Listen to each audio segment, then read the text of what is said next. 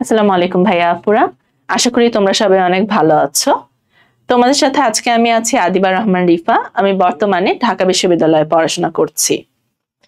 আজকে আমরা যে গদ্যটা পড়বো খুবই নস্টালজিক একটা ভাইব দেয়, আমাদের ছোটবেলার ভাইবে ফিরে যাই, এরকম একটা গদ্য নিয়ে আজকে আমরা আলোচনা করব। হ্যাঁ, এবং তোমরা সবাই জানো, আমি জানি কম বেশি, যেহেতু তোমাদের বইয়ে আছে গদ্যটা এবং এটা সম্পর্কে তোমাদের কম বেশি সবারই ধারণা আছে যে বাংলা সাহিত্যকে যে গদ্যগুলো বা যে সাহিত্যগুলো খুব বেশি এনরিচ করেছে তার মধ্যে একটা হচ্ছে এই আমাটির ভেপু গল্পটা, যেটা হচ্ছে আমরা বিভূতিভূষণ বন্দ্যোপাধ্যায়ের পথের পাঁচালী উপন্যাসের একটা ছোট্ট অংশ হিসেবে দেখতে পারি, তাই না? চলো আজকে কালক্ষেপণ না করে তাহলে সরাসরি আমরা গদ্যটাতে চলে যাই। দেখো, প্রথমেই আমাদের আছে হচ্ছে কবি পরিচিতি। আটির ভেপু লিখেছেন কে? বিভূতিভূষণ বন্দ্যোপাধ্যায়। বিভূতিভূষণ বন্দ্যোপাধ্যায় এমন একজন লেখক যিনি বাংলাদেশে না, তখন তো হচ্ছে পার্টিশন হয়নি, 47-এর আগে উনি লেখালেখি করেছেন এবং উনি হচ্ছে পুরো বাংলার প্রকৃতিকে এত সুন্দরভাবে উপস্থাপন করেছেন মানুষের সামনে এবং সেই গ্রাম বাংলার যে আসল চরিত্র বা গ্রাম বাংলার যে প্রকৃত রূপ সেটা একমাত্র ভালোভাবে বাঙালির সামনে পুরোদস্তুর মতো হচ্ছে উপস্থাপন করতে পেরেছেন কিন্তু বিভূতিভূষণ বন্দ্যোপাধ্যায়। ঠিক আছে, দেখো আমরা সরাসরি লেখক পরিচিতিতে চলে যাব। বিভূতিভূষণ বন্দ্যোপাধ্যায় 1894 সালে 24 পরগনার মুরারিপুর গ্রামে জন্মগ্রহণ করেন। ওনার গ্রামের নামটা আসে মুরারিপুর গ্রাম, ঠিক আছে, গ্রামটা মনে রাখবে। তার পিতার নাম মহানন্দা বন্দ্যোপাধ্যায় এবং মাতা মৃণালিনী দেবী। স্থানীয় বনগ্রাম স্কুল থেকে 1914 সালে তিনি ম্যাট্রিক পাশ করেন এবং কলকাতার রিপন কলেজ থেকে আইএ এবং বিএ ডিগ্রি লাভ করেন। আইএ মানে কি বলতো? এখন আমরা যেটাকে এইচএসসি বা ইন্টারমিডিয়েট লেভেল বলি, ওটাকে তখন আইএ বলা হতো। ঠিক আছে, কর্মজীবনে তিনি হুগলি, কলকাতা, ব্যারাকপুরের বিভিন্ন স্কুলে শিক্ষকতা করেন। দেখো, কলকাতা তো বুঝতেই পারছো পশ্চিমবঙ্গের, আর হুগলি এবং ব্যারাকপুর এ দুটাও কিন্তু তোমার পশ্চিমবঙ্গের আশেপাশের এলাকা। ঠিক আছে, তাহলে একটা ওই কলকাতা বা ওই পশ্চিমবঙ্গের ওই বলয়টার মধ্যে ওনার হচ্ছে কর্মজীবন সীমাবদ্ধ ছিল, এটা আমরা বুঝতে পারছি। শরৎচন্দ্রের পরে তিনি বাংলা কথা সাহিত্যের সবচেয়ে জনপ্রিয় শিল্পী। দেখো, এখানে একটা কথা আছে, শরৎচন্দ্রের পরে তিনি বাংলা কথা সাহিত্যের সবচেয়ে জনপ্রিয় শিল্পী। কেন বলা হয় কথা সাহিত্যের শিল্প? কথা সাহিত্য মানে কোনটা? সেটা হচ্ছে যে তোমার কথা সাহিত্য যেটা আমাদের এই সাধারণ মানুষগুলোর কথা বলে, সেই সাহিত্যটাকে বলা হয় কথা সাহিত্য। বুঝতে পেরেছো? যে গল্পটার মাধ্যমে, যে উপন্যাসের মাধ্যমে তোমার দৈনন্দিন জীবন কোনো সুপারফিশিয়াল ওয়েতে না দেখিয়ে বা আর্টিফিশিয়াল ওয়েতে না দেখিয়ে তোমার যে জীবনটা সেটাকেই ধরে রাখার চেষ্টা যারা করেছেন তার মধ্যে অন্যতম অবশ্যই শরৎচন্দ্র চট্টোপাধ্যায় এবং দ্বিতীয়তেই যে নামটা আসে সেটা হচ্ছে আমাদের বিভূতিভূষণ বন্দ্যোপাধ্যায়ের নাম। ঠিক আছে, প্রাকৃতিক সৌন্দর্য ও গ্রাম বাংলার সাধারণ মানুষের সহজ সরল জীবনযাপনের অসাধারণ এক আলেখ্য নির্মাণ করে তিনি বাংলা কথা সাহিত্যে অমর হয়ে আছেন। আলেখ্য নির্মাণ মানে কি বলতো? একটা হচ্ছে চিত্র অঙ্কন করেছেন, লিখার মাধ্যমে আমাদের প্রেক্ষাপটে তিনি একটা আইডিয়া দিয়ে দিয়েছেন আসলে গ্রাম বাংলার মানুষগুলো কিরকম, গ্রাম বাংলার প্রকৃতিটা কিরকম, এভাবে জীবনটা কিভাবে ফাংশন করে, এটাই হচ্ছে আলেখ্য নির্মাণ। বুঝতে পেরেছো? প্রকৃতি এবং মানুষের জীবনের অভিন্ন সম্পর্কের চিরায়ত তাৎপর্যে তার কথা সাহিত্য মহিমামণ্ডিত। বিভূতিভূষণ বন্দ্যোপাধ্যায় উল্লেখযোগ্য উপন্যাস কি কি? পথের পাঁচালী, যেটা থেকে আমরা আজকের এই আটির ভেপুটা পাচ্ছি। হ্যাঁ, অপরাজিত, আরণ্যক, ইছামতি, দৃষ্টিপ্রদীপ ইত্যাদি। আচ্ছা, এই যে তার উপন্যাস সবগুলোই মোটামুটি অনেক বিখ্যাত, উপন্যাসগুলোর নাম মনে রাখতে হবে। আমি একটু বলি, এই যে উনি লিখলেন না পথের পাঁচালী অপু দুর্গাকে নিয়ে, যেটার অংশ হচ্ছে আমাদের এই যে আটির ভেপু। এখানে আমি উৎস লিখে দিচ্ছি, উৎস হলো পথের পাঁচালী উপন্যাস।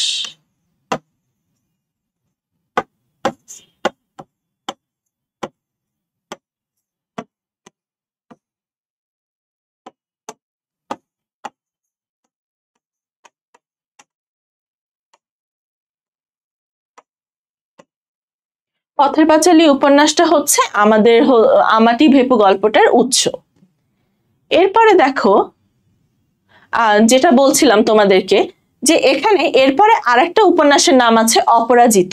এই যে আমরা যখন গল্পটা পড়বো অপু দুর্গার যে চরিত্রটা পাই, অর্থাৎ এই যে আমাদের পথের পাঁচালী উপন্যাসে যে অপু দুর্গার চরিত্র, সেই অপুর চরিত্রকেই আমরা তার বড়বেলা বা হচ্ছে সে একজন পরিণত মানুষ হওয়ার পর তার জীবনের পরিণতি কোন দিকে এগোয়, এটা যদি তোমরা কেউ জানতে চাও, তোমাদের ইন্টারেস্ট থাকে, তাহলে তোমরা এই যে অপরাজিত উপন্যাসটা পড়তে পারো। এটাও ভীষণ সুন্দর একটা উপন্যাস। হ্যাঁ, এরপরে আছে আরণ্যক, ইছামতি, দৃষ্টিপ্রদীপ।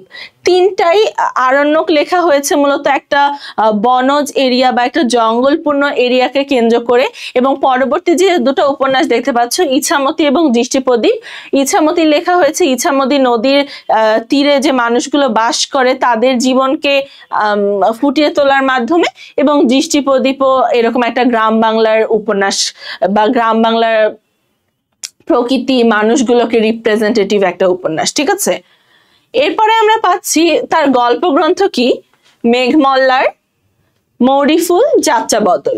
গল্প গ্রন্থগুলো খুব একটা বেশি ইম্পর্টেন্ট না, কারণ উপন্যাসগুলো খুব ইম্পর্টেন্ট, গল্প গুচ্ছগুলো তার তুলনায় একটু কম ইম্পর্টেন্ট। ইছামতি উপন্যাসের জন্য তিনি রবীন্দ্র পুরস্কারে ভূষিত হন। কোন উপন্যাসের জন্য? ইছামতি উপন্যাসের জন্য। 1950 সালের 1 সেপ্টেম্বর তিনি মৃত্যুবরণ করেন। তাহলে আমরা কি দেখলাম? জন্ম 1894 এবং মৃত্যু হচ্ছে 1950-এ। তাহলে আমরা সাইডে এখানে লিখে রাখবো, এটা আমি লিখে রাখছি, তোমরাও জিনিসটা তোমাদের বইয়ের সাইডে লিখে রাখবে।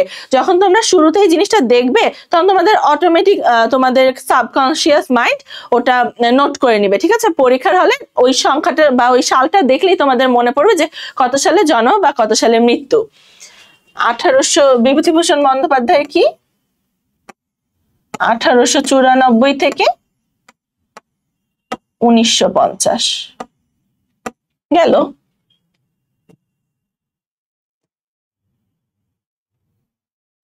এরপর আমরা হচ্ছে মূল গল্পে প্রবেশ করছি। এখন মূল গল্পটাতে প্রবেশের আগে, হ্যাঁ, এই যে আটির ভেপু যে গল্পটা, এটা কিন্তু আমাদের সময় আমরা পড়েছি, তোমরা এখন পড়ছো, আমাদের আরো আগের যে প্রজন্ম তারাও পড়েছে, ইভেন আমাদের বাবা মারাও পড়েছে। হ্যাঁ, খুবই বিখ্যাত একটা গল্প। কেন আমাদের হচ্ছে মাধ্যমিক লেভেলে বা আমাদের এসএসসি লেভেলে এই গল্পটাকে ইনক্লুড করা হয়, বা ইনক্লুড করার কারণ কি? এই যে যুগ যুগ ধরে এই গল্পটা রয়ে গিয়েছে, অন্যান্য গল্পের তো রদবদল হয়, এই গল্পটা রদবদল হয় না কেন? কারণ এটাকে ধরা হয় যে বাংলা সাহিত্যে যে কটা হচ্ছে অবিচ্ছেদ্য সাহিত্য আছে, অর্থাৎ যে সাহিত্যগুলোকে বাংলা সাহিত্যের এক একটা করে রত্ন কল্পনা করা হয়, তার মধ্যে একটা হচ্ছে পথের পাঁচালী উপন্যাস, তথা আজকে যে আমরা গল্পটা পড়বো সেই গল্পটা। ঠিক আছে, এই জন্যই কিন্তু এই গল্পটা একটা চিরায়ত গল্প হিসেবে আমাদের সাথে রয়ে যায় প্রজন্মের পর প্রজন্ম। আমাদেরকে হুট করে খুব নস্টালজিক করে তুলে গল্পটা পড়ার মধ্যে বিভিন্ন ধরনের আমরা ইমোশনাল রোলার কোস্টারের মধ্যে দিয়ে যাব।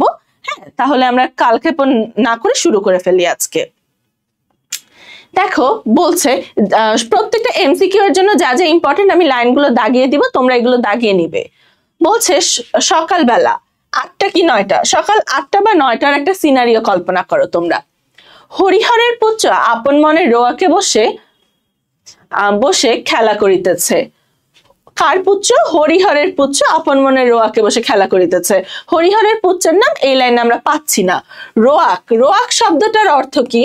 রোয়াক শব্দটার অর্থ হচ্ছে খোলা বারান্দা। ঠিক আছে, বাড়ির সামনে যে খোলা বারান্দা থাকে সেটাকে বলা হয় রোয়াক। আমি এখানে লিখছি শুধু খোলা বারান্দা।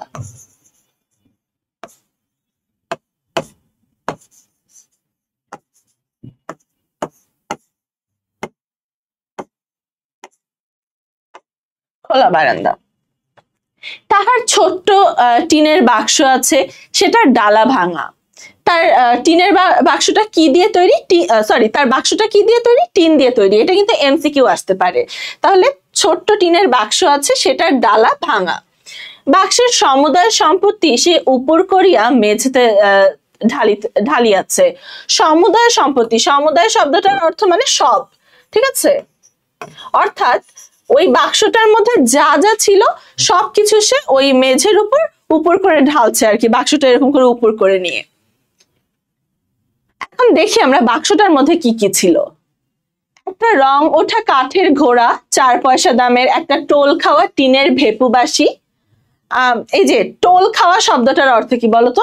ধরো কোনো একটা কিছু বা কোন একটা জিনিস আর কি নিচে পড়ে যে একটু দেবে গিয়েছে একটা জায়গায়, ওই যে দেবে যে একটু ক্ষতের সৃষ্টি হচ্ছে না ওই জিনিসটার মধ্যে, ওটাকে বলা হয় টোল খাওয়া। ঠিক আছে, ওই যে আমরা বলি না গালের যে টোল, সেটাকে একটু গর্ত হয়ে যায় যেটা, ওটাকে বলা হয় টোল।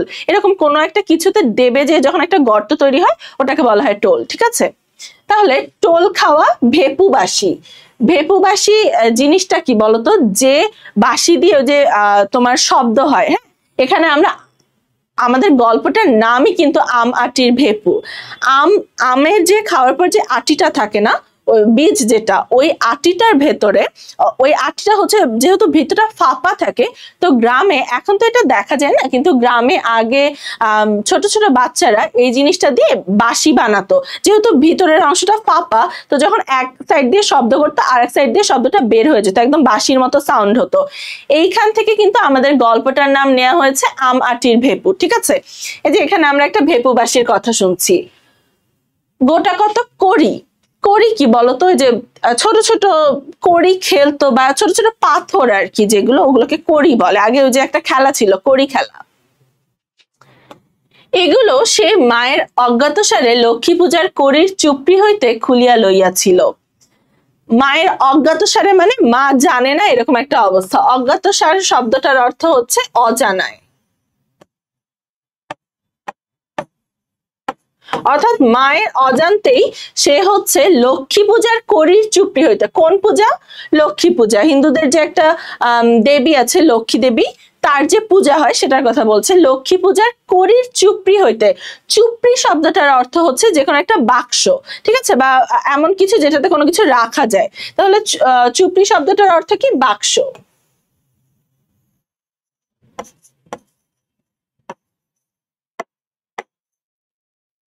চুপড়ি হইতে খুলিয়া লইয়াছিল ও পাছে কেহ টের পায় এই ভয়ে সর্বদা লুকাইয়া রাখে। অর্থাৎ লক্ষ্মী পূজা চলার সময় যে পূজার যে বিভিন্ন সামগ্রী থাকে, তার মধ্যে একটা বাস্কেটের মধ্যে ধরো ওই কড়িগুলো ছিল, সেটা চুরি করে মা জানে না, মা জানলে বকা দিবে যে পূজার সামগ্রী চুরি করেছে।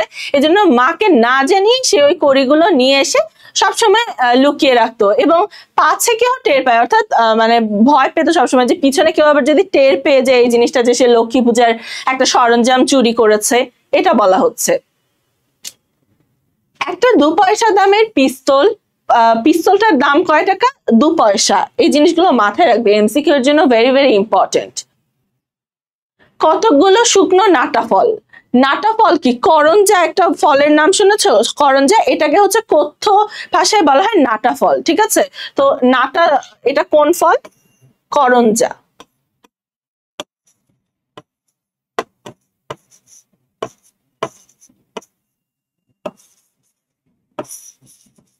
করঞ্জা ফলটার হচ্ছে তোমার কথ্য রূপ নাটা ফল। এখন করঞ্জা ফল আমি শিওর তোমরা কেউ দেখোনি, আমি নিজেও দেখিনি, বাট ছোট ছোট হয় আর কি, এতটুকু জানি, ছবি দেখেছি।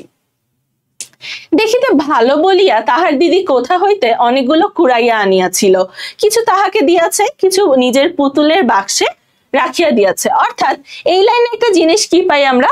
হরিহরের পুত্রের একটা দিদি ছিল, দিদি মানে কি বোন ছিল আর কি। ঠিক আছে, এখানে যে আমরা একটা বোনের চরিত্র পাই এই লাইনে প্রথম। খানকতক খাপড়ার কুচি। খানকতক মানে কি? কয়েকটা। ঠিক আছে, কয়েকটা। খাপড়া শব্দের অর্থ কি?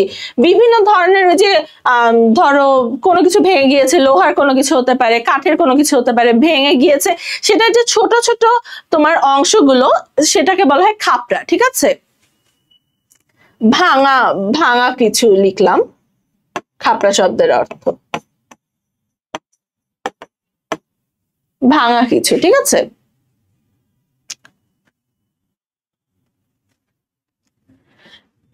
গঙ্গা যমুনা খেলিতে এই খাপড়াগুলির লক্ষ্য অব্যর্থ বলিয়া বিশ্বাস হয়, সে এগুলো সযত্নে বাক্সে রাখিয়া দিয়াছে। এগুলো তাহার মহামূল্যবান সম্পত্তি, এগুলো তাহার মহামূল্যবান সম্পত্তি। এখানে একটা দাড়ি হবে। অর্থাৎ কি বলছে দেখো, গঙ্গা যমুনা খেলার কথা বলছে। ওই যে সে যে তোমার খাপড়ার কুচি যে জড়ো করে রেখেছে, ছোট ছোট কুচি, বিভিন্ন জিনিসের ভগ্নাংশ আর কি, ওই ওই জিনিসগুলোর কথা বলছে, ওগুলো দিয়ে গঙ্গা যমুনা। গঙ্গা যমুনা খেলাটা কি তোমরা দেখেছো কিনা জানি না, ক্যারাম খেলে না যেভাবে এভাবে কোনো কিছু একটা গুটি এভাবে চালতে হয়, ওরকম গঙ্গা যমুনায় মেঝের মধ্যে এরকম বিভিন্ন বক্স করে এরকম করে তোমরা যে ভাঙা যে অংশগুলো খাপড়ার কুচি, ওগুলো এভাবে চালতে হয়, বুঝছো? এটা একটা বাচ্চাদের খেলা ছিল গ্রাম অঞ্চলে। গঙ্গা যমুনা খেলিতে এই খাপড়াগুলো লক্ষ্য অব্যর্থ বলিয়া বিশ্বাস হয়, সেইগুলো সযত্নে বাক্সে রাখিয়া দিয়াছে। অর্থাৎ ওই যে খেলাটা, ওই গঙ্গা যমুনা খেলার ক্ষেত্রে এই খাপড়ার অংশগুলো দিয়ে যদি সে খেলে, জমানো খাপড়াগুলো দিয়ে, তাহলে সেগুলো অব্যর্থ লক্ষ্যে অর্থাৎ নিজের ডেস্টিনেশনে পৌঁছাতে পারে, এরকম তার একটা মনে বিশ্বাস আছে, এই জন্যই সেগুলো সযত্নে রেখে দেয়। এগুলো তাহার মহামূল্যবান সম্পত্তি। এতগুলো জিনিসের মধ্যে সবেশে টিনের বাঁশিটা কয়েকবার বাজাইয়া সেটির সম্বন্ধে বিগত কৌতূহল হইয়া তাহাকে একপাশে রাখিয়া দিয়াছে। এই যে এত কিছু জিনিসের কথা বলা হচ্ছে, কিছু তোমার ভাঙা জিনিস, কোনো কিছু আবার সে মায়ের লক্ষ্মী পূজার চুপড়ি হতে চুরি করেছে, এই জিনিসগুলোকে এগুলোকে সবগুলোকে ওই ছোট যে ছেলেটা খেলছে তার সম্পত্তি বলা হচ্ছে, ঠিক আছে? বলছে যে এগুলোর মধ্যে সে কেবল একটা টিনের বাঁশি বাজানো শুরু করলো, এই যে টিনের বাজি কয়েকবার বাজাইয়া সেটার সম্বন্ধে বিগত কৌতূহল হইয়া তাহাকে একপাশে রাখিয়া দিয়াছে। অর্থাৎ এই লাইনটার অর্থ কি, সে ছোট বাচ্চাদের কি থাকে যে বিভিন্ন জিনিস নিয়ে অনেক আগ্রহ থাকে, তাই না? তো সে একটা টিনের বাঁশি নিয়ে বাজালো, এবং বাজানোর পর কি হচ্ছে বলছে বিগত কৌতূহল হইয়া, অর্থাৎ সেই ওই যখন বাজিয়েছে ওই বাঁশিটা, তখন ওই জিনিসটা সম্পর্কে তার কৌতূহল বিগত হয়ে গিয়েছে বা গত বা শেষ হয়ে গিয়েছে, ঠিক আছে? ওই বাঁশিটার প্রতি তার আর এখন কোনো কৌতূহল বা আগ্রহ নেই, কারণ সে এটা বাজিয়ে ফেলেছে অলরেডি। কাঠের ঘোড়া নাড়াচাড়া করা হইয়া গিয়াছে, সেটাও একপাশে পিজ্জা পোলের আসামির ন্যায় পড়িয়া আছে।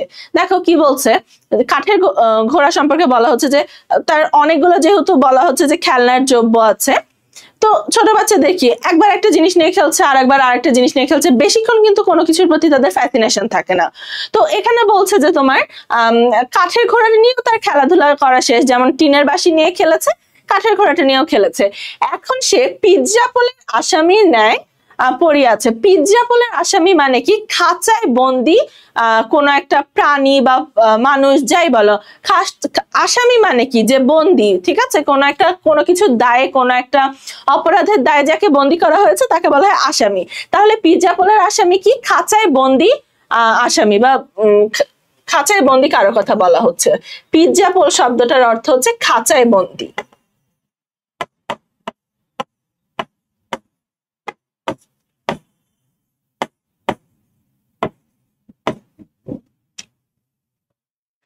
বর্তমানে সে গঙ্গা যমুনা খেলিবার খাপড়াগুলিকে হাতে লইয়া মনে মনে দাওয়ার উপর গঙ্গা যমুনার ঘর আঁকা কল্পনা করিয়া চোখ বুজিয়া খাপড়া ছুঁইয়া দেখিতেছে তা ঠিক হইতেছে কিনা।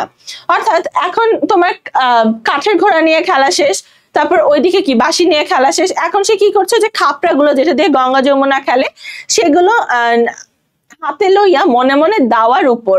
দাওয়া শব্দটার অর্থ কি, দাওয়া অর্থ হচ্ছে বারান্দা, ঠিক আছে? বারান্দার যে মেঝে, ঠিক আছে, বারান্দার মেঝেটাকে বলা হচ্ছে।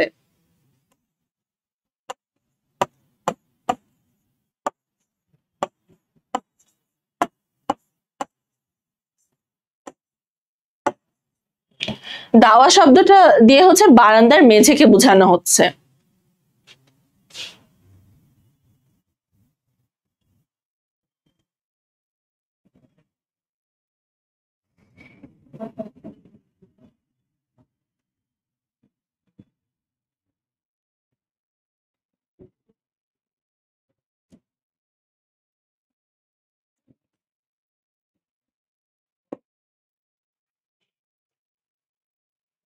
এরপর কি বলছে দেখো, এমন সময় তাহার দিদি দুর্গা উঠানের কাঁঠাল তলা হইতে ডাকিল, অপু ও অপু।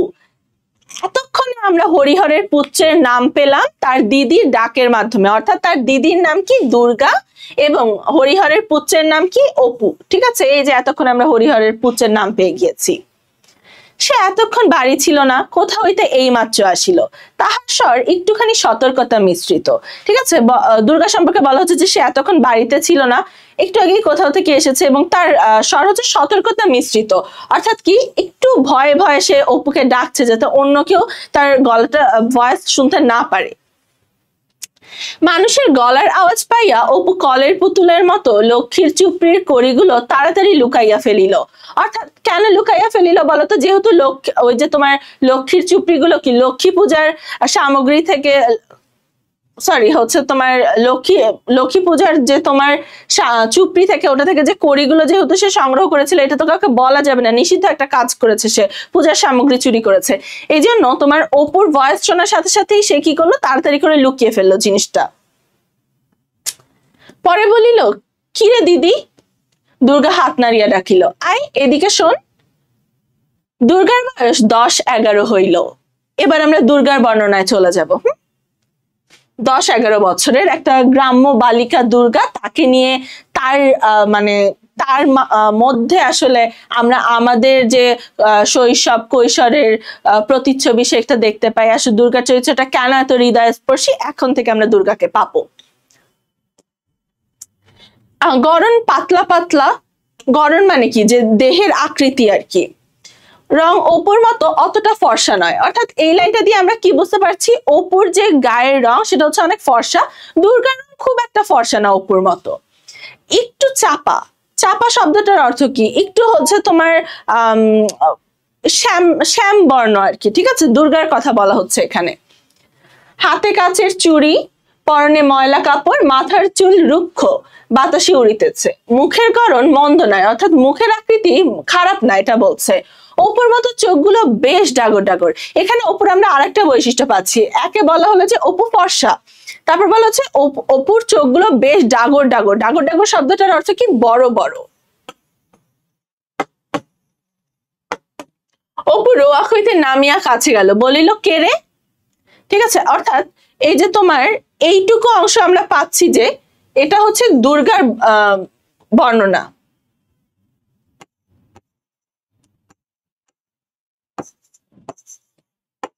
এইটুকু অংশ কি, দুর্গার বর্ণনা।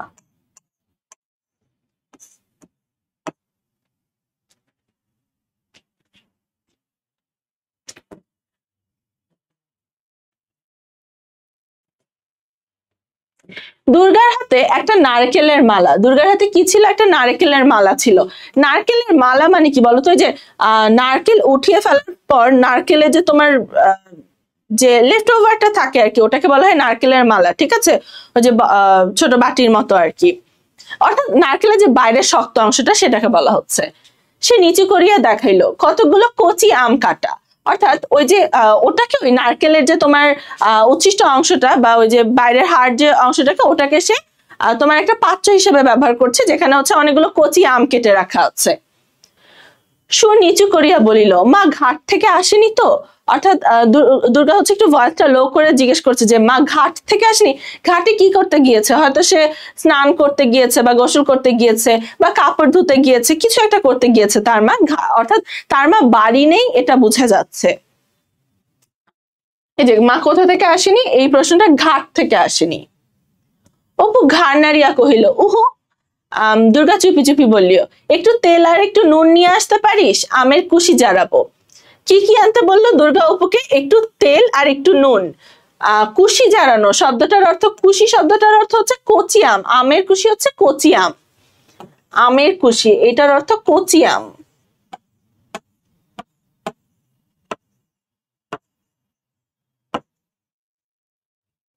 জারাবো, জারানো মানে কি, কুচি কুচি কুচি করা। ঠিক আছে,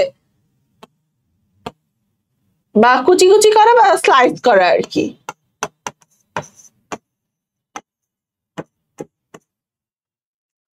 অপু আহ্লাদের সহিত বলিল, কোথায় পেলি রে দিদি? অর্থাৎ অপু হচ্ছে যখন কাঁচা আম মাখা দেখলো বা কাঁচা আম হচ্ছে কুশি জারানো দেখলো, তখন খুব হচ্ছে তোমার সে আহ্লাদিত হয়ে গেল বা খুশি হয়ে গেল। হ্যাঁ, খুশি হয়ে বলছে, কোথায় পেলি রে দিদি? দুর্গা বলিল, পটলিদের বাগানে সিঁদুর কৌটার তলায় পড়েছিল। কোথায় আমটা কোথা থেকে নিয়েছে এটা মনে রাখবে। উৎসটা ছিল হচ্ছে পটলিদের বাগানে সিঁদুর কৌটার তলায় পড়েছিল। আনদি কি একটু নুন আর তেল, নুন মানে কি লবণ। হ্যাঁ, দেখো এখানে একটা লাইন ইউজ করছে দিকি, আমরা কি বলি আনো দেখি, সেটাকে বলছে আন দিকি, কারণ এটা কি একটা গ্রাম্য বালিকার মুখের শব্দ চয়ন, ঠিক আছে। তার কথা বলার ভঙ্গি কিন্তু অনেকটাই গ্রাম্য হবে বা অনেকটাই হচ্ছে কথ্য ভাষার টান তার কথায় রয়ে যাবে। হ্যাঁ, সে কিন্তু শুদ্ধ ভাষায় কথা বলবে না, এটা তোমাদের মাথায় রাখতে হবে। অপু দিদির দিকে চাহিয়া বলিল, তেলের ভার ছুলে মা মারবে যে, আমার কাপড় যে বাসি। অর্থাৎ দেখো এখানে কি বলছে যে তেলের ভার কি, তেল যেখানে রাখা হয় ওটা চুলে মা বকবে, কারণ আমার কাপড় বাসি। এটা বলছে বাসি কাপড় মানে কি, যে একটা থট ছিল, এখনো আছে দেখবে গ্রামের সাইডে, যে তুমি যদি সকালবেলা উঠে তুমি স্নান না সারো বা গোসল না করো, তাহলে তোমার যে কাপড়টা ওটা বাসি, ওটাতে কোনো কিছু ধরা যায় না, রান্নাঘরের কোনো কিছু ধরা যায় না বা পূজার সামগ্রী ধরা যায় না, এরকম একটা কনসেপ্ট ছিল আর কি। তুই জানা শিগগিরি করে, মার আসতে এখন ঢের দেরি, খার কাচতে গিয়েছে, শিগগির যা। অর্থাৎ এখানে আমরা বুঝতে পারছি যে অপু দুর্গার মা কেন ঘাটে গিয়েছিল, খার কাচতে বা কাপড় কাচতে। খার কাচা মানে কাপড় ধোয়া।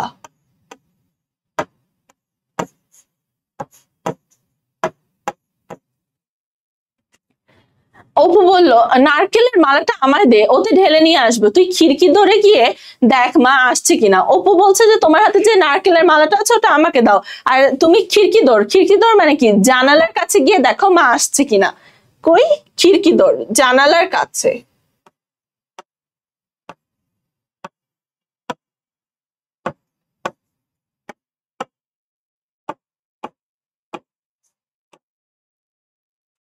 দুর্গা নিচু স্বরে বলিল, তেল টেল যেন মেঝেতে ঢালিস নে, সাবধানে নিবি, নইলে মা টের পাবে, তুই তো একটা হাবা ছেলে।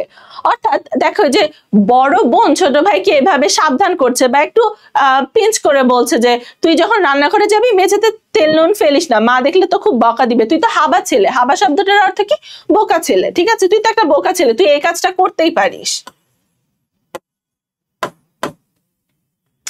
অপু বাড়ির মধ্যে হইতে বাহির হইয়া আসিলে দুর্গা তাহার হাত হইতে মালা লইয়া আমগুলো বেশ করিয়া মাখিল, বলিল, নে হাত পাত।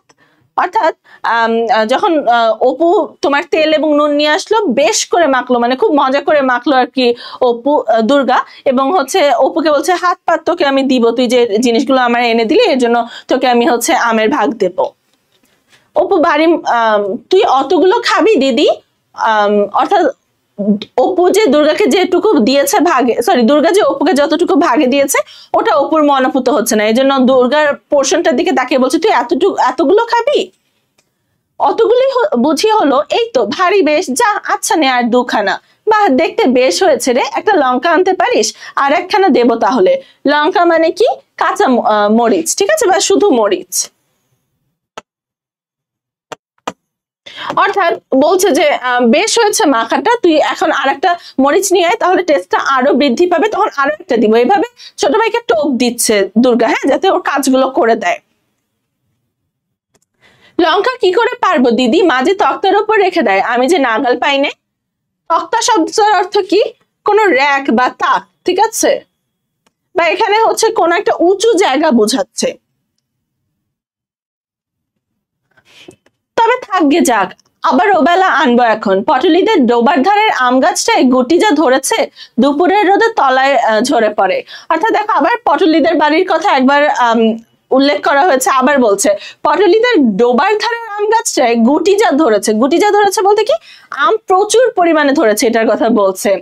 দুপুরে রোদের তলায় ঝরে পড়ে, অর্থাৎ দুপুরবেলা রোদের মধ্যে গাছের তলায় আমগুলো পড়ে যায়। দুর্গাদের বাড়ির চারদিকেই জঙ্গল। হরিহর রায়ের জ্ঞাতি ভ্রাতা নীলমণি রায় সম্প্রতি গত বছর মারা গিয়েছেন। তাহার স্ত্রী পুত্র কন্যা লইয়া নিজ পিচ্চালয়ে বাস করিতেছেন।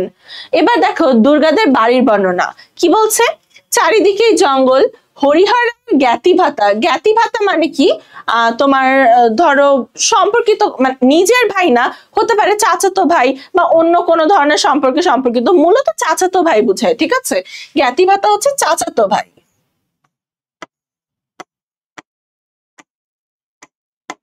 অর্থাৎ আমাদের অপু এবং দুর্গা, তাদের যে বাবা হরিহর রায়, তার চাচাতো ভাইয়ের নাম কি, নীলমণি রায়। সম্প্রতি গত বছর মারা গিয়াছেন, তাহার স্ত্রী পুত্র কন্যা লইয়া নিজ পিচ্চালয়ে বাস করিতেছেন। অর্থাৎ হরিহর রায়ের যে কাজিন বা চাচাতো ভাই ছিল, সে মারা যাওয়ার পর তার স্ত্রী যে ছিল সে তার ছেলে মেয়েদেরকে নিয়ে নিজের বাবার বাসায় চলে গিয়েছে। কাজী পাশের এ ভিটাও জঙ্গলাবৃত্ত হইয়া পড়িয়া আছে। জঙ্গলাবৃত্ত মানে কি, জঙ্গল দিয়ে ঢাকা। অর্থাৎ দুর্গাদের যে বাড়িটা, তার পাশে যে একটা বাড়ি ছিল, সেটা তো এখন যেহেতু মানুষ থাকে না, ওটা জঙ্গল দিয়ে ঢেকে গিয়েছে আর কি। নিকটে আর কোনো লোকের বাড়ি নেই, 5 মিনিটের পথ গেলে তবে ভুবন মুখার্জির বাড়ি। কত দূরে ভুবন মুখার্জির বাড়ি? 5 মিনিটের পথ গেলে। ভুবন মুখার্জি, মুখুজ্জে, এটা হচ্ছে যে হিন্দুদের একটা পদবী আছে বা একটা হচ্ছে বংশ আছে, সেটা হচ্ছে মুখার্জি। ঠিক আছে, এই মুখার্জিটাকে যখন লৌকিক ওয়েতে বলে বা লোকজ ভাষা এটাকে মুখুজ্জে, বা কথ্য ভাষায় এটা তোমার মুখুজ্জে হয়ে যায়। হরিহরের বাড়িটাও অনেক দিন হইয়া গেল মেরামত হয় নাই। সামনের দিকে রোয়াক ভাঙা, ফাটলে বন বিছুটির ও কালমেঘ গাছের বন গজাইয়াছে। দেখো কি বলছে, হরিহর রায়ের বাড়ি যেটা, সেটাও অনেক পুরাতন, মেরামত হয়নি।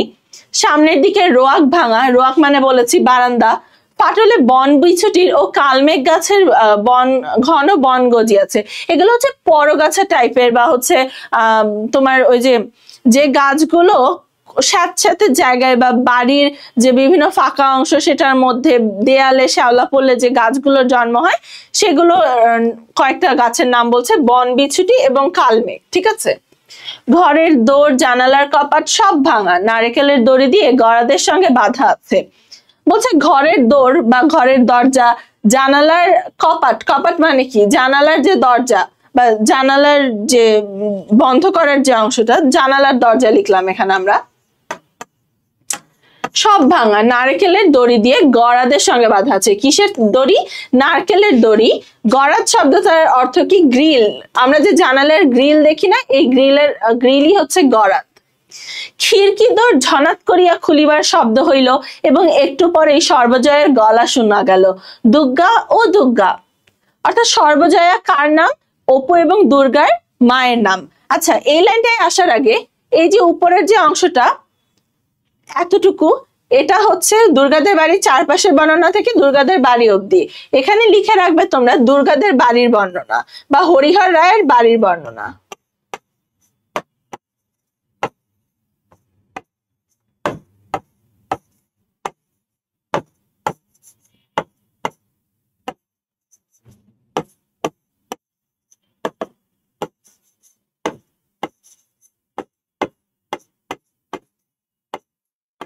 বাড়ির বর্ণনা। খিড়কি দোর ঝনাত করিয়া খুলিবার শব্দ হইল, একটু পরে সর্বজয়ের গলা শুনিতে পাওয়া গেল। মায়ের নাম কি? সর্বজয়া। দুর্গা ও দুর্গা, দুর্গা এই শব্দটাকে যখন হচ্ছে কথ্য ভাষায় বলছে বা চলিত মানে কথা বলার সময় আদর করে মারা অনেক ডাকে আদর করেও সে ডাকতে পারে, আবার কথ্য ভাষায় যেরকম দেখি দিকি হয়ে গেল এরকম করেও বলতে পারে দুর্গা ও দুর্গা। অর্থাৎ দুর্গাকে ডাকছে। দুর্গা বলল, মা ডাকছে, যা দেখে আয়, ওখানে খেয়ে যা, মুখে যে নুনের গুঁড়ো লেগে আছে মুছে ফেল। মায়ের ডাক আর একবার কানে গেলেও দুর্গার এখন উত্তর দিবার সুযোগ নাই, মুখ ভর্তি। অর্থাৎ মা ডাকছে দুর্গাকে, কিন্তু দুর্গা তো ওই যে কচিয়াম মানে মুখে এতগুলো একসাথে পুড়েছে যে সে আর কথাই বলতে পারছে না। মায়ের ডাকে সাড়া দেওয়ারও তার মানে হচ্ছে উপায় নেই কোনো। সে তাড়াতাড়ি জারানো আমের চাকলাগুলো খাইতে লাগলো। চাকলা শব্দটার অর্থ কি? স্লাইস। ঠিক আছে, চাকলা শব্দটা হচ্ছে স্লাইস। পরে এখনো অনেক অবশিষ্ট আছে দেখিয়া কাঁঠাল গাছটার কাছে সরিয়া গিয়া গুড়ির আড়ালে দাঁড়াইয়া সেগুলো গোগ্রাসে গিলিতে লাগিল। দেখো এখানে কোন গাছের আড়ালে যে দাঁড়ালো? কাঁঠাল গাছটার আড়ালে। অর্থাৎ মা চলে আসছে, দুর্গা যে অন্য কারো বাসা থেকে আম এনে খাচ্ছে এটা দেখলে বকা দিবে, মা কাঁচা আম খাচ্ছে। হ্যাঁ, তো তখন একটা টক জিনিস খাওয়ার উপর মারা একটু রেস্ট্রিকশন দিত মেয়েদের তখনকার দিনে। এই জন্য হচ্ছে ওই চাকলা তাড়াতাড়ি করে গোগ্রাসে খেতে শুরু করলো দুর্গা, যাতে মা তাকে দেখার আগে ওই আমের টুকরাগুলো সে শেষ করে ফেলতে পারে।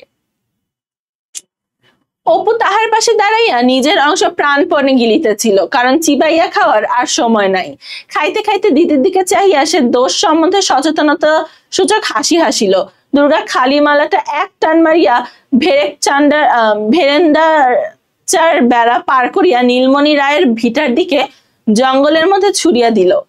দেখো কি বলছে, অর্থাৎ তাড়াতাড়ি দুই ভাই বোনে খেয়ে অপু অপ্রস্তুত হয়ে একটু দুর্গার দিকে তাকিয়ে হাসলো, এবং তারপর কি হলো, দুর্গা খালি মালাটা অর্থাৎ ওই যে নারকেলের যে তোমার ওয়েস্টেজটা ছিল বা যেটার মধ্যে ওরা খাচ্ছিল আর কি, সেটা এক টান মারিয়া ভেরেন্ডাকচার বেড়া পার করিয়া, ভেরেন্ডাকচার কি বলতো, এরান্ড একটা গাছ আছে, ওই গাছ দিয়ে তৈরি যে বেড়া সেটাকে বলা হয় ভেরেন্ডাকচার বেড়া, ঠিক আছে।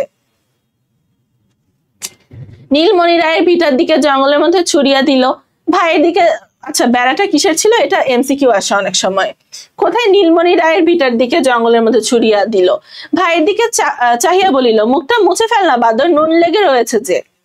অর্থাৎ ভাইকে বলছে যে হচ্ছে মুখটা মুছে ফেল, তোর মুখে নুন লেগে বা লবণ লেগেছে, মা দেখলেই বুঝবে যে আমরা আম এনে খেয়েছি।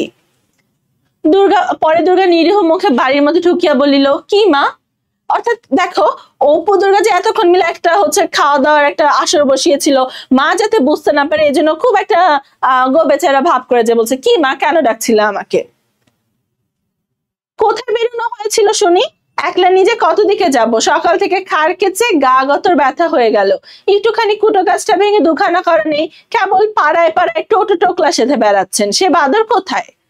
অর্থাৎ দেখো কি বলছে মা, এটা সাধারণত হয় যে এরকম বেঙ্গলি ফ্যামিলি গুলোতে আমরা দেখি না যে আমাদের সচরাচর মারা বলছেন যে সারাদিন কাজ করছি তোমরা কেউ হেল্প করো না, এরকম করে দুর্গার মা সর্বজয়া বলছে যে সারাদিন হচ্ছে খাড় কেচে গেছে বা কাপড় কেচে গেছে, আমার গায়ে ব্যথা হয়ে গেল, হ্যাঁ একটুখানি কুটো গাছটা ভেঙে দুখানা করেনি, একটা কথা আছে যে খড় ভেঙে দুটা করে, এরকম এখন মারা বলে, তখনকার কথা বলছে যে কুটো গাছ ভেঙে দুটা করে না আর কি দুর্গা, এরকম মানে এটা এই লাইনটা দিয়ে কি বোঝাচ্ছে বলতো, কোন ছোট একটা সামান্য কাজও করে না দুর্গা, এরকম বোঝাচ্ছে।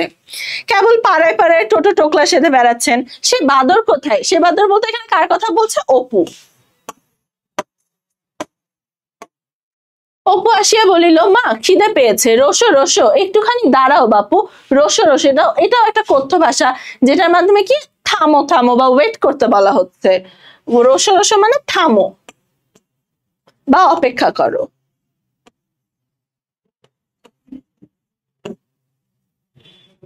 একটুখানি দাঁড়াও বাপু, একটুখানি হাফ জিরোতে দাও, অর্থাৎ মা বলছে যে আচ্ছা একটু দাঁড়াও, আমি একটু হচ্ছে রেস্ট নিয়ে নেই। তোমাদের রাত দিন খিদে, রাত দিন ফাইভ ফরমাস শব্দটার অর্থ অর্ডার, ঠিক আছে, বা সারাদিন এর বলছে মা এটা খাবো ওটা খাবো, মা এটা করবো ওটা করবো, এরকম একটা অবস্থা বোঝাচ্ছে। ও দুর্গা দেখ তো বাছুরটা হাঁক পারছে কেন? খানিকটা পরে সর্বজয় রান্নাঘরের দাওয়ায় বটি পাতিয়া শশা কাটিতে বসিল, অপু কাছে বসিয়া পড়িয়া বলিল, আর একটু আটা বের করো না মা, মুখে বড্ড লাগে। অর্থাৎ কি বলছে যে সর্বজয় রান্নাঘরের দাওয়ায় বা তোমার রান্নাঘরের যে বাইরের বর্ধিত অংশটা বা রান্নাঘরের যে বারান্দা, ওখানে বসে বটি পাতিয়া কি কাটছে? শশা।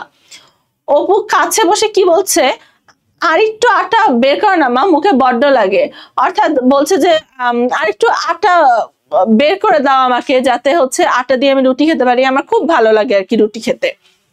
দুর্গা নিজের ভাগ হাত পাতিয়া লইয়া সংকুচিত সুরে বলল, চাল ভাজা আর নেই মা?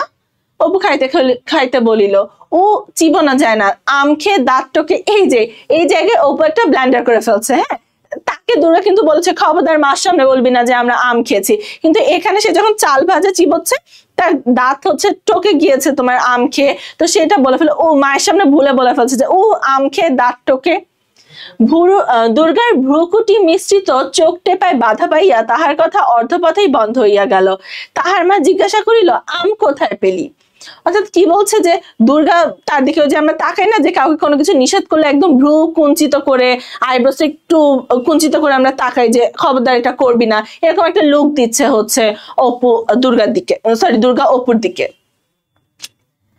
তখন মা কিন্তু এটা শুনে ফেলেছে, যে মা বলছে যে আম কোথায় পেলি? তখন বলছে, সত্য কথা প্রকাশ করিতে সাহসী না হইয়া অপু দিদির দিকে জিজ্ঞাসা সূচক দৃষ্টিতে চাহিল। সর্বজয়া মেয়ের দিকে চাহিয়া বলিল, তুই ফের এখন বেরিয়েছিলি বুঝি? অর্থাৎ দেখো অপু তো ছোট, ও কি বলবে বুঝতে পারছে না, ওর দিদির দিকে তাকালো, তখন সর্বজয়া তো সব বুঝে গিয়েছে, সে বলছে তুই এখন আবার বেরিয়েছিলি, এই দুপুর বেলায় আবার আম সংগ্রহ করতে বেরিয়েছিলি? দুর্গা বিপন্ন মুখে বলিল, ওকে জিজ্ঞেস করো না, আমি এই তো এখন কাঁঠাল গাছ তলায় দাঁড়িয়ে, তুমি যখন ডাকলে তখন তো মানে অপু দুর্গা এখন এই ব্লেমটা অপুর উপরে হচ্ছে চাপাতে চাইছে যে তুমি ওকে জিজ্ঞেস করো, ও আমের কথা বলেছে, আমি তো কিছু জানি না, তুমি যখন আমাকে ডাকলে আমি তো এই কাঁঠাল তলাতেই দাঁড়িয়েছিলাম। স্বর্ণ গোয়ালিনী গাই দহিতে আসায় কথাটা চাপা পড়িয়া গেল। গোয়ালিনীর নাম কি? স্বর্ণ। ঠিক আছে, গোয়াল ঘরের কাজকর্ম যে করে তাকে গোয়ালিনী সাধারণত বলা হয়, তার নাম স্বর্ণ। গাই দইতে আসা মানে কি, যে তোমার গরুর দুধ সরবরাহ করতে আসা। ঠিক আছে, তাহার মা বলিল, যা বাছুরটা ধর্গে যা, ডেকে সারা হলো। কমলে বাছুর, ও স্বর্ণ এত বেলা করে এলে কি বাঁচে? একটু সকাল সকাল না এলে এই তেপান্তর পর্যন্ত বাছুর বাঁধা। দেখো এটাতে কি বলা হচ্ছে,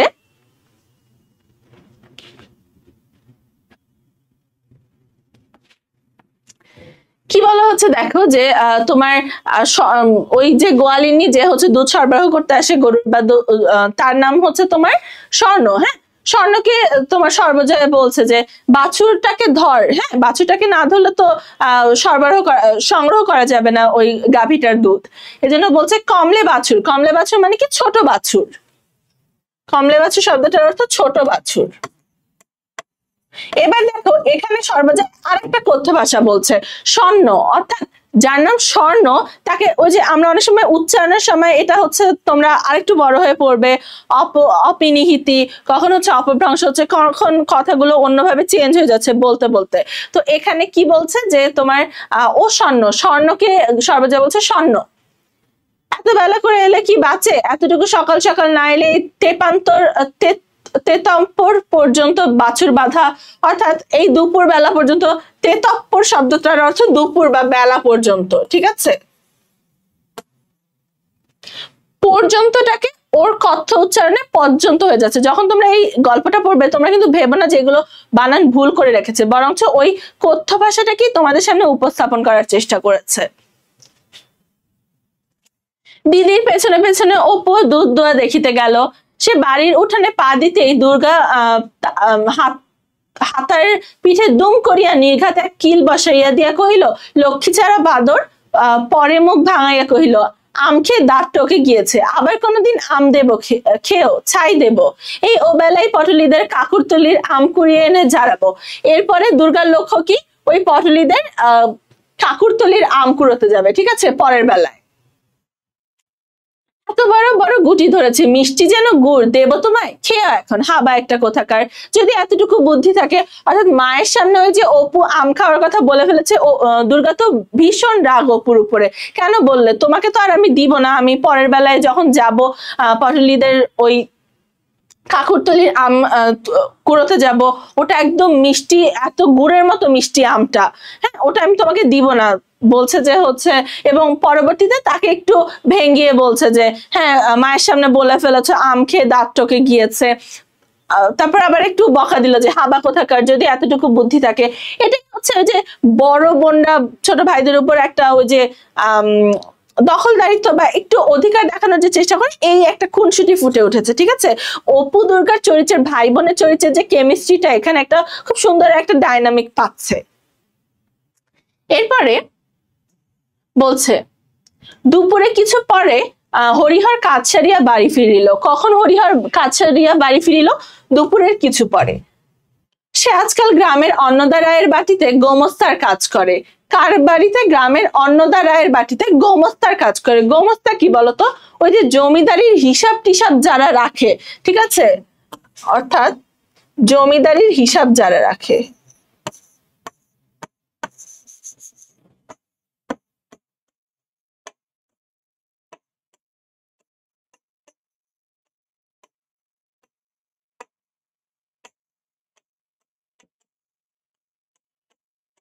তাদেরকে বলা হয় গোমস্তা।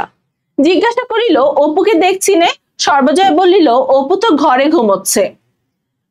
হরিহর এসে অপুর কথা জিজ্ঞেস করছে। দেখো উনি তো একদম গ্রাম বাংলার চিত্রটাকে তুলে ধরার চেষ্টা করেছেন বিভূতিভূষণ বন্দ্যোপাধ্যায়। দেখো সেই হরিহর বন্দ্যোপাধ্যায় কি করছে, তৎকালীন সময়ে এসে প্রথমে ছেলের কথা জিজ্ঞেস করছে যে অপু কই, দুর্গা কিন্তু তার বড় মেয়ে, দুর্গার কথা কিন্তু জিজ্ঞেস করলো না, সে অপুর কথা জিজ্ঞেস করলো। অর্থাৎ প্যাট্রিয়ার্কিক একটা সোসাইটি বা পুরুষতান্ত্রিক একটা সোসাইটির একটা মানে পায়ের আওয়াজ আমরা শুনতে পাই এই জায়গাটাতে।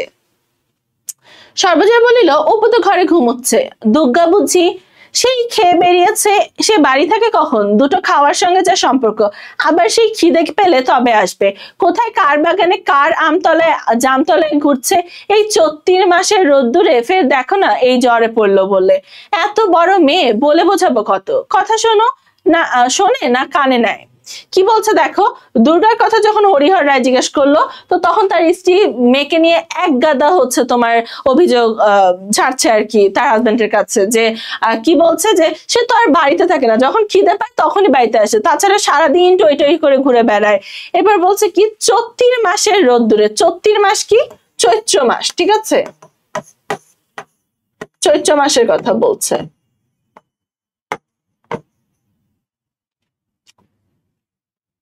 একটু পরে হরিহর খাইতে বসিয়া বলিল আজ 10 ঘরায় তাগাদার জন্য গেছিলাম বুঝলি, একজন লোক খুব মাতব্বর, 5-6টা গোলা বাড়িতে, বেশ পয়সাওয়ালা লোক, আমায় দেখে দণ্ডবোধ করে বললে এতটুকু এসে আমরা পরেরটুকুতে আবার যাবো, আগে এতটুকু বুঝো।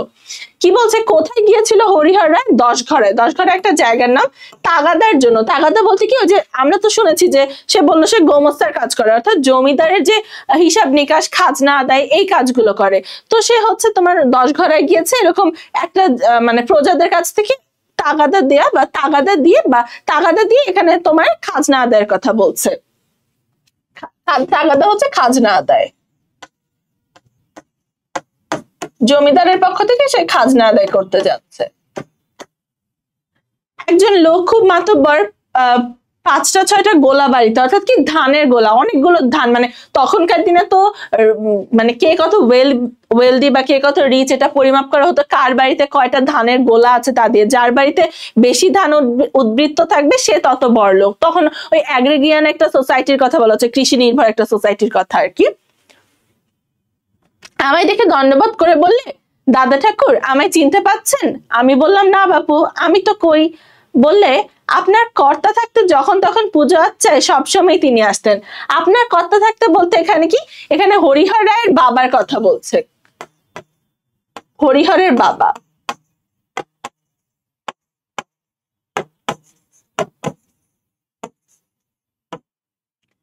পূজা হচ্ছে সবসময় তিনি আসতেন, পায়ের ধুলো দিতেন। আপনারা আমাদের গুরুতুল্য লোক, এবার আমরা বাড়ি শুদ্ধ মন্তর নেব ভাবছি, তা আপনি যদি আগে করেন তবে ভরসা করে বলি আপনি কেন মন্তরটা দেন না? আমি তাদের বলেছি আজ আর কোনো কথা বলবো না, ঘুরে এসে 2-1 দিনে, বুঝলে? অর্থাৎ কি বলছে দেখো, যে মন্তর নেয়া জিনিসটা কি, মন্তর নেওয়া হচ্ছে যে দীক্ষা নেয়। তো তখনকার দিনে ধরো হিন্দু যারা পণ্ডিত ছিলেন বা তোমার পুরোহিত ছিল, তাদের কাছে পুরো একটা গ্রামের লোক বা একটা পরিবারের লোক দীক্ষা নিত বা বিভিন্ন কিছু শিখতো, এটাকে বলা হয় মন্তর নেওয়া, ঠিক আছে। তো ওরকম একটা খুব ওয়েলদি একটা লোক এরকম হরিহর রায়কে বলছে যে আপনার পিতা থাকতে তো প্রায় আমাদের বাসায় আসতেন পুজো টুজো করতে, আমরা এখন দীক্ষা নিব ভাবছি, আপনি কেন আমাদেরকে দীক্ষা দিচ্ছেন না, আমি আপনার কাছে নিতে চাই, এরকম আর কি একটা প্রপোজাল দিল। সর্বজয়া ডালের বাটি হাতে দাঁড়াইয়া ছিল, বাটি মেঝেতে নামাইয়া সামনে বসিয়া পড়িল। সর্বজয়ার হাতে কিসের বাটি ছিল? ডালের বাটি।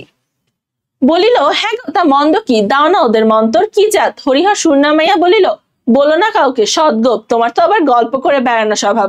অর্থাৎ যে লোকটা, যে ওয়েলদি লোকটার কথা বলছে যার অনেকগুলো গোলা ছিল, 5-6টা গোলা বাড়িতে, সে জাতিটা কি ছিল? সদ্গোপ। সদ্গোপ কি একটা জাতি, ঠিক আছে।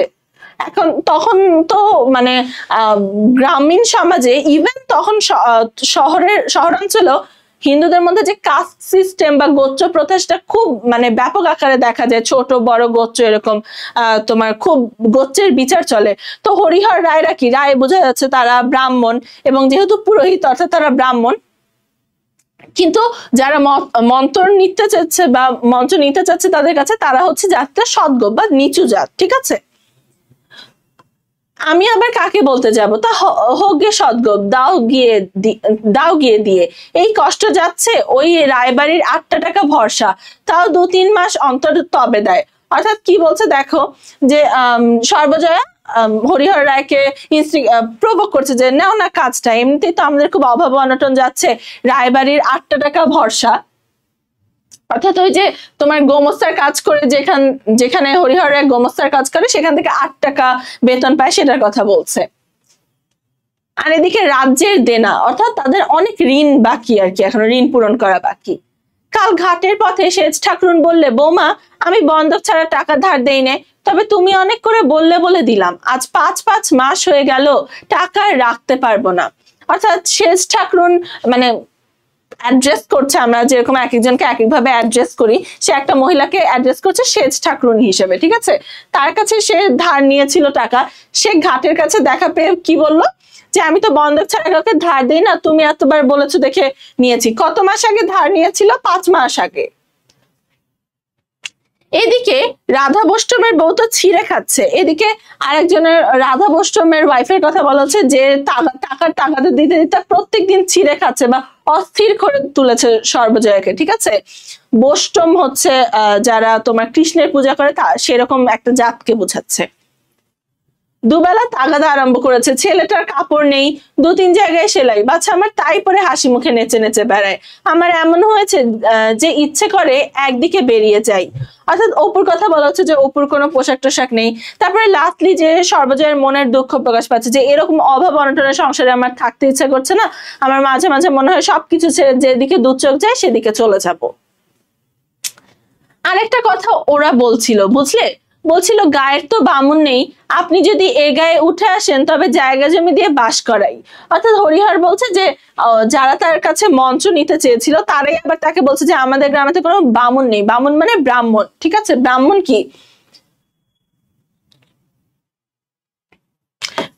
ব্রাহ্মণ হচ্ছে হিন্দুদের সবচেয়ে উচ্চ জাতি ধরা হয় আর কি, ব্রাহ্মণকে সবচেয়ে উপরের জাতিটা ব্রাহ্মণ।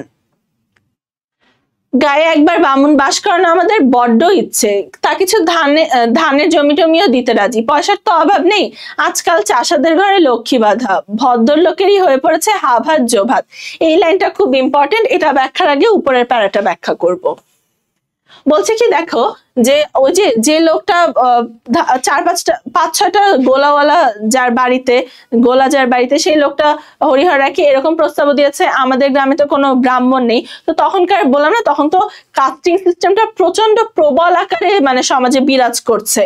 তো তখন কি হচ্ছে যে এরকম মনে করা হয় যে গ্রামে যদি এক ঘর ব্রাহ্মণ থাকে, ব্রাহ্মণ পরিবার, তাহলে গ্রামের সবার জন্য পুণ্য অর্জনের একটা ওসিলা হয়ে দাঁড়ায়, ঠিক আছে, বা একটা উপায় হয়ে দাঁড়ায়।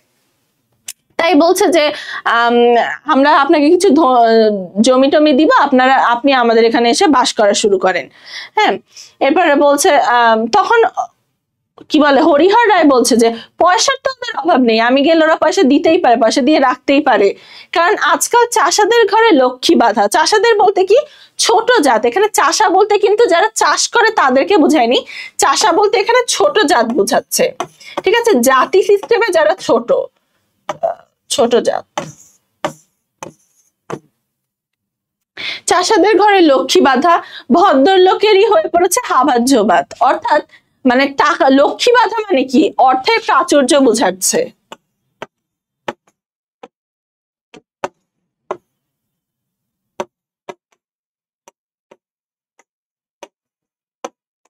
অর্থাৎ কি বলছে যে এখন যারা ছোট লোক বা যাদের হচ্ছে ওরকম জাতিতে যারা উন্নত না, তাদের ঘরেই এখন সব টাকা পয়সা। হ্যাঁ, আর ভদ্র এটা কি ভদ্র শব্দটা, ঠিক আছে,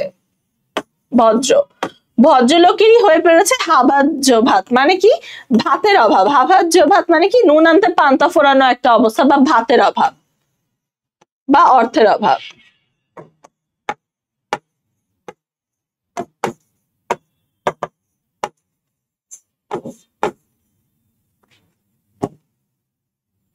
এরপর কি বলছে দেখো,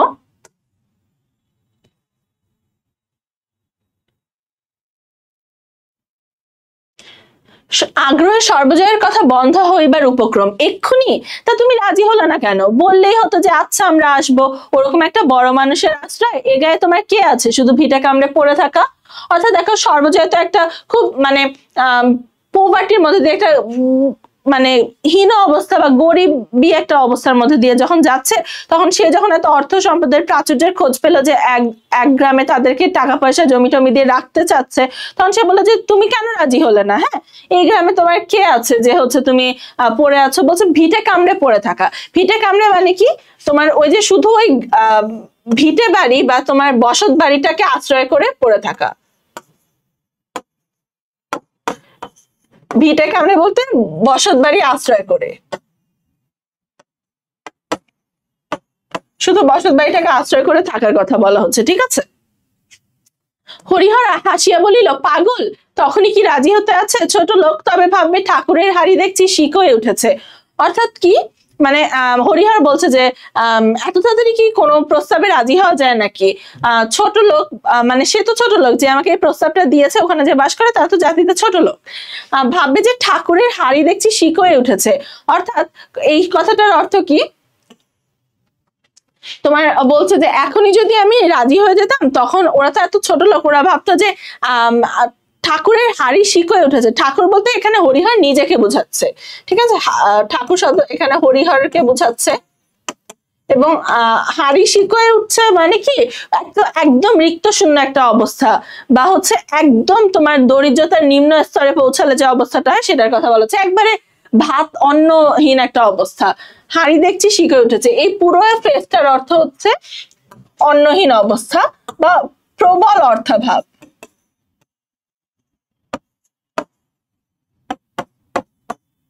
মানে দেখো, হরিহর রায়ের যদিও অর্থ অভাব বর্তমানে আছে, কিন্তু সে তো জাতিতে ব্রাহ্মণ, এবং তার মনের মধ্যে এটা নিয়ে একটু মানে একটা হিডেন প্রাউড আছে যে না, আমি জাতিতে উন্নত। তো কোনো ছোট মানে জাতিতে ছোট এরকম কারোর সামনে সে এই জন্য তৎক্ষণাৎ ভাবে রাজি হয়ে যেতে চাচ্ছে না, ঠিক আছে?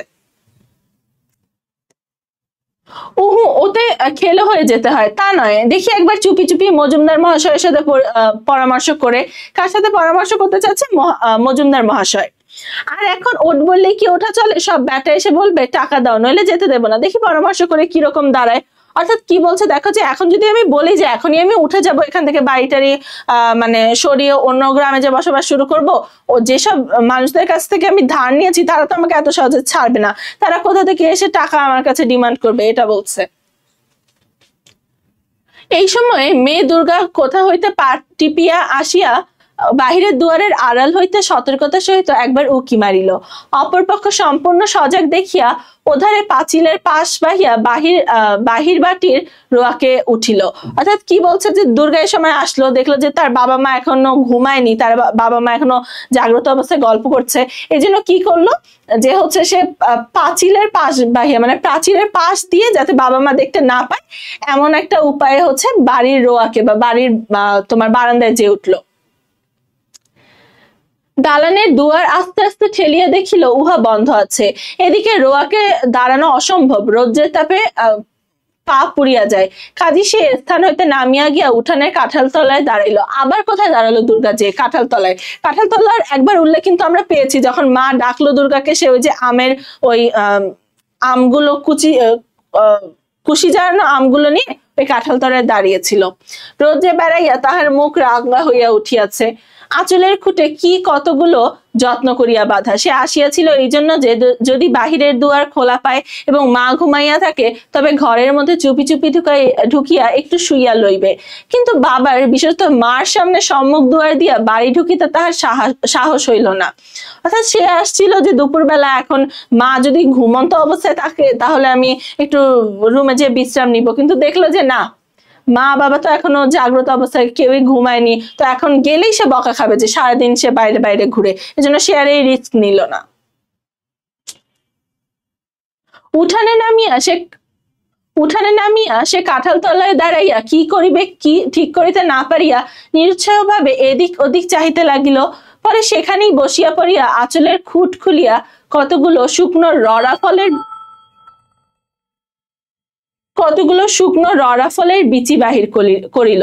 খানিকক্ষণ চাহিয়া থেকে সে আপন মনে সেগুলো গুনিতে আরম্ভ করিল। 1 2 3 4 26টা হইল। অর্থাৎ রড়া ফল কি? একটা ফলের কথা, শুকনো একটা নাটা ফল টাইপের একটা ফলের কথা বলা হচ্ছে।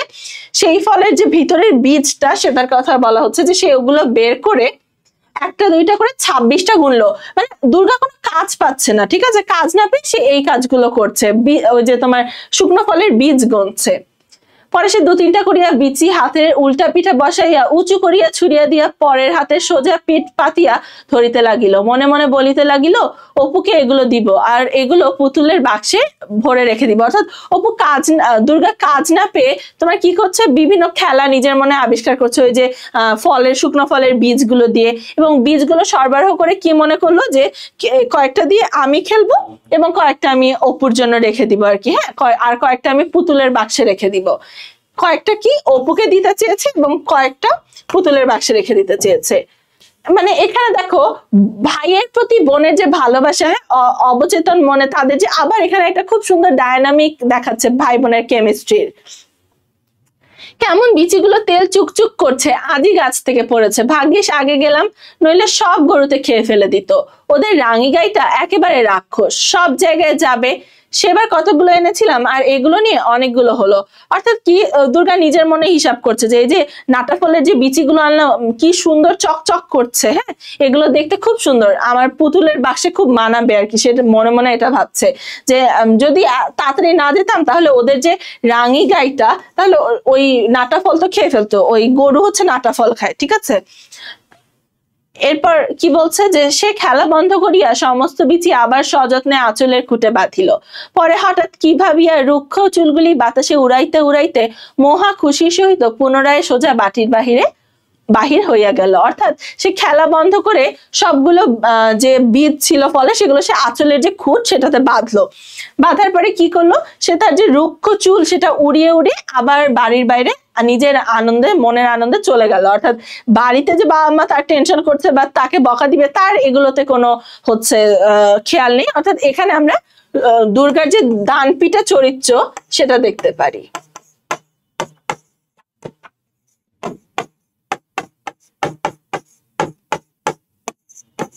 দুর্গার দানপীঠা চরিত্র দেখিয়ে উপন্যাসটা শেষ করেছে। খুব সুন্দর ছোট্ট একটা সাবলীল উপন্যাস, কথ্য ভাষায় লেখা, যেটাতে ভাই বোনের, বাবা মার সাথে হচ্ছে সন্তানদের সম্পর্কে ডাইনামিক্স ফুটে উঠেছে, ভাই বোনের যে সম্পর্কের রসায়ন সেটা ফুটে উঠেছে। অর্থাৎ খুব সুন্দর, আমাদের মনে হচ্ছে যে আমাদের ছোটবেলার কোনো একটা গল্প নিয়ে গল্পটা লিখেছেন বিভূতিভূষণ বন্দ্যোপাধ্যায়। এটাই কিন্তু হচ্ছে কথা সাহিত্যের বৈশিষ্ট্য, যে মনে হবে তোমার জীবন থেকে নিয়ে লেখা একটা গল্প, ঠিক আছে। এখানে শব্দার্থ আছে যেগুলো আমি অলরেডি বলে ফেলেছি তোমাদেরকে। পাঠ পরিচিতিটা দেখি। আমাটি ভেপু শীর্ষক গল্পটি কোথা থেকে, পথের পাঁচালী উপন্যাস থেকে নেওয়া হয়েছে। গ্রামীণ জীবনের প্রকৃতিনিষ্ঠ দুই ভাই বোনের আনন্দিত জীবনের আখ্যান নিয়ে গল্পটি রচিত। অপু ও দুর্গা হতদরিদ্র পরিবারের শিশু, কিন্তু তাদের শৈশবে দারিদ্র্যের সেই কষ্ট প্রধান হয়ে ওঠেনি। অধিকন্তু গ্রামের ফল ফলাদি খাওয়ার আনন্দ এবং বিচিত্র বিষয় নিয়ে তাদের বিস্ময় ও কৌতূহল গল্পটিকে মানুষের চিরত শৈশবেই যেন স্মরণ করিয়ে দেয়। এই গল্পের সর্বজয়া পল্লী গ্রাম মায়ের শাশ্বত চরিত্র হয়ে উঠেছে। অর্থাৎ দেখো, এই যে পল্লী জয়া তার সন্তানদেরকে কখনো শাসন করছে, কখনো আবার আনন্দে বেঁধে রাখছে, কখনো ওই যে অপু ছেঁড়া জামা পড়ছে বলে দুঃখ করছে, এটা কিন্তু আমাদের গ্রামীণ বাংলার শাশ্বত মা বা সব মায়ের একটা প্রতিছবি হিসেবে আমরা সর্বজয়াকে এখানে দেখতে পাই। অর্থাৎ সর্বজয়া এখানে গ্রামীণ সবগুলো মা বা গ্রাম্য সব মাকে, আমাদের সব বাংলার মাকে প্রতিনিধিত্ব করছে, হ্যাঁ। এবং এই পাঠ পরিচিতিটা কি বলা হয়েছে দেখো, অপু দুর্গার মধ্যে যে তোমার তাদের যে আর্থিক সংকট, বা এটা তাদের বাবা মার মধ্যে যে আর্থিক সংকটের কথা নিয়ে, ধার দেনা পাওনা নিয়ে কথা হচ্ছে, এগুলো কিন্তু অপু দুর্গার যে সাবলীল তোমার শৈশব সেটাতে কোনো বাধা ফেলতে পারেনি। শৈশবের মানে বৈশিষ্ট্যই কিন্তু এটা, যে সে আসলে কোনো কিছু ধরে বসে থাকে না, সে নিজের গতিপথ নিজে নির্ধারণ করে, নিজের আনন্দ নিজেই খুঁজে ফেলে। তো এতটুকুই আজকে আমাদের এই আমাটির ভেপু গল্পটা। আশা করি আমি প্রত্যেকটি লাইন বুঝিয়ে বুঝিয়ে পড়ানোর চেষ্টা করেছি, তোমাদের আশা করি আর কোনো ধরনের সমস্যা নেই এই গল্পটা বুঝতে। খুব ইম্পর্টেন্ট একটা গল্প, একদম অর্থ বুঝে বুঝে পড়লে খুব ইজি। আশা করি তোমরা সবাই বুঝতে পেরেছো। আজ এই পর্যন্তই, ধন্যবাদ সবাইকে, আসসালামু আলাইকুম।